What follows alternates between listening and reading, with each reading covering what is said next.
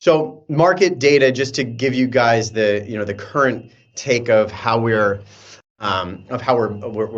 showing this, is very, very fragmented. It's fragmented in very specific ways. So there's these exchanges, and the exchanges tend to be monopolistic in an asset class and a geography, but then you have fragmentation because they are different exchanges that do different monopolies for different asset classes, different geographies. Great example of that is the CME in the US is all of the US futures of a certain class. ICE is the other futures of a different class, so the interest rates or the commodities versus some of the index futures. And then you've got the Tradewebs of the world, which is all the bonds, and you've got the European equities are all at LSE and so on. So you have each one of these little fiefdoms. And because they've been, sort of maximizing their returns over the last, years that they've been around, they have been very, very closely guarding the relationship with their market data. You have to buy data to be able to get access to it. To access to trade there, you also have to buy data from them, and you can't really buy it from anyone else.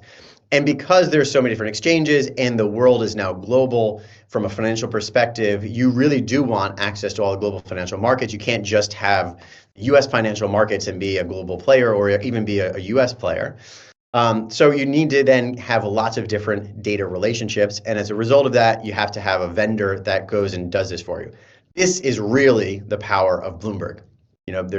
There's one thing that Bloomberg does incredibly well. It's being able to get great access to data for financial firms.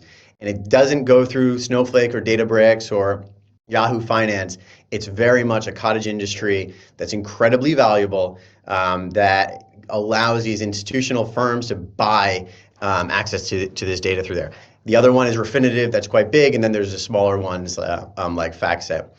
And you go through Bloomberg, but you got to remember they're a broker, so you pay 30 grand a year for just a seat. But then you want to add on ICE streaming real-time data. That's an additional surplus fee. You want to add on CME data, it's an additional fee. So the cost and the complexity and the audits of all that really adds up very quickly. So our vision is to have one relationship, right? So you see that Pyth circle. It's not that we're just replacing those brokers with a different broker. We're actually being the counterparty that people can paper against and allow you to get all the access to this data. That's the big difference here, number one. And number two is we source data not just from exchanges, but we go upstream and we source data from trading firms.